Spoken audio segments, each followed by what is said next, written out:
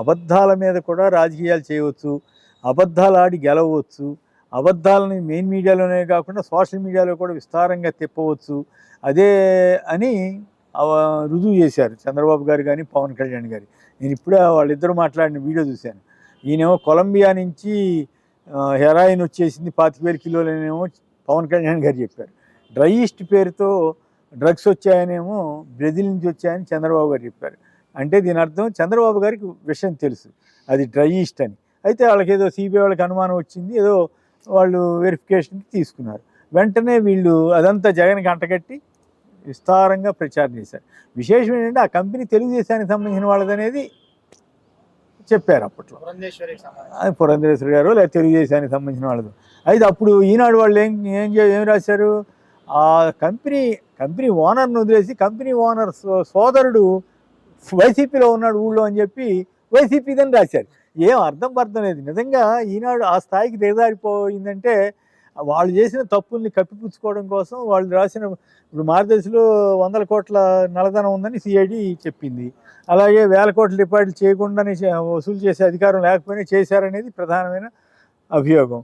ఈ రెండిటి నుంచి బయటపడటం కోసం చంద్రబాబు గారు, ఇక్కడ రేవంత్, ఇటువంటి వాళ్ళని అంతమంది కేసీఆర్ వీళ్ళతోటి మేనేజ్ చేసుకుని ఒక జగన్ మీద మాత్రం ఇష్టారాజ్యంగా అబద్ధాలు ప్రచారం. తద్వారా ఏమైంది, ఈనాడు వాళ్ళు బట్టలు కూడా తీసి తిరిగారు. వాళ్ళకేమి మొత్తం సిగ్గు శారం వదిలేశారనేటువంటి విమర్శకి ఆస్కారం ఇచ్చారు.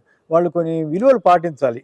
నీ మీద వేరే వ్యాపారాల్లో ఆరోపణలు వచ్చినా సరే జర్నలిజంగానే నడపాలి అనేది ఒక సూత్రం.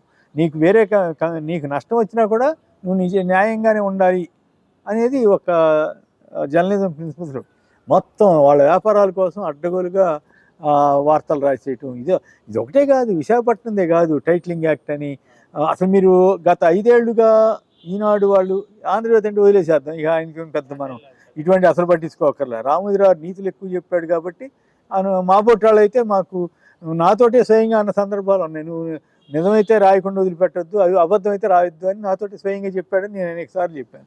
సో అటు మా బొట్టు వాళ్ళకి అది ఆ ప్రభావం ఎక్కువ ఉంటుంది. కానీ ఇప్పుడు జరుగుతున్నది చూస్తే పచ్చి అబద్ధాలు రాసేస్తున్నారు. ఇవాళకి కూడా అబద్ధాలే రాస్తున్నారు. ఎంత దుర్మార్గం. ఒకప్పుడు ఏదైనా తేడా వస్తే దాంట్లో మంచి చెడు విశ్లేషించి దాన్ని పానుపాను లాగి పరిశోధించి రాసేవాళ్ళం. ఇప్పుడు అడ్డగోలుగా ఒక రాజకీయ తెలుగుదేశం వాళ్ళు, జనసేన వాళ్ళు ఎవరో ఇచ్చిన దాన్ని మొత్తం పార్టీ వివాదాన్ని తీసుకొచ్చి సొంత కథనంగా రాసేస్తున్నారు. అది జర్నలిజానికి తగదు. కానీ అట్లాగే విశాఖపట్నం దాంట్లో ఈ రోజున సోషల్ మీడియా మీద పెడుతున్న కేసులతో చూస్తే ఆ రోజు జగన్ గారు తెలుగుదేశం మొత్తం మీద కేసు పెట్టి ఉండొచ్చు. కానీ ఆయన ఆ రోజు పెట్టలేదు, ఎందుకు వదిలేశాడు. ఆయన ఇది మంది కాదు, పానీ లేదు, ప్రచారం చేసుకుంటున్నారు దుష్ప్రచారం అని ఒక కన్నని ఇచ్చేసి వదిలేసినట్టున్నారు. లేదు, కొంతమంది తెలుగుదేశం మీద కూడా ఆరోపణ చేసి ఉండొచ్చు. కానీ ఇప్పుడు యాతావాత ఏం తేలింది, వీళ్ళు డైరెక్ట్గా తాడేపల్లి ప్యాలెస్ అని లక్షల కోట్లని ప్రచారం చేశారు కదా. మరి లక్షల కోట్లు అయితే ఇప్పుడు చెప్పాలి, ఏది ఒక ట్రక్ వెళ్తా ఉంటే కూడా అప్పుడు అది ఒకటి కాదు. అసలు ఎంత ఘోరంగా ఎంత నీచంగా చేయాలో అంత నీచంగా చేసి ఇదంతా చేశారు. ఇక మరి ఇక అందుకే కొంతమంది దేవుడు చూస్తాడు పాపం పుణ్యం అంటారు కదా. అవి ఏముండవు, సందర్భాన్ని బట్టి పరిస్థితిని బట్టి అటువంటివి మారిపోతాయి తప్ప పాపం లేదు పుణ్యం లేదు. ఈ నిజంగా దేవుడి మీద అంత నమ్మకం ఉంటే చంద్రబాబు గారు కానీ పవన్ కళ్యాణ్ గారు కానీ తిరుమల లడ్డు మీద అంత అపచారపు మాటలు బహిరంగంగా చెప్తారా? చెప్పకూడదు కదా. నిజంగా దేవుడి మీద నమ్మకం ఉంటే ఏం చేయాలి, అది నిజంగా ఉందా లేదా అని ఎంక్వైరీ చేయించి ఉంటే అప్పుడు రహస్యంగా విచారణ చేయాలి. కోట్లాది మంది హిందువుల మనోభావాలను దెబ్బతీశారు కదా. సో అయినా కూడా వాళ్ళు భక్తులు, మా బొట్టి వాళ్ళం అయ్యా హేతుబద్ధంగా ఉండండి, మీరు నమ్మితే నమ్మండి, నమ్మకపోతే నమ్మకపోండి, అది వేరే విషయం. కానీ బట్ జనం మనోభావాలు దెబ్బతీయొద్దంటే మా బొట్టి వాళ్ళని తప్పు మాట్లాడినట్లు అట్లా అయిపోయింది పరిస్థితి.